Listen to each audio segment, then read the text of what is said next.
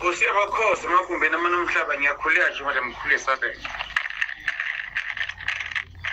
Madaba ngazi lapha kwenzakala into mangishola kodwa isibuko sami ngiyathanda isendaba yenu lena.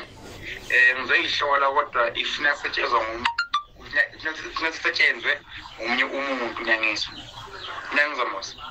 Yeah, ngibona imali mina. Ngiyaphansi. Yeah. Ngibona imali mina. Yeah. Ngibona umcebo omkhulu kakhulu lapha kini. Yeah.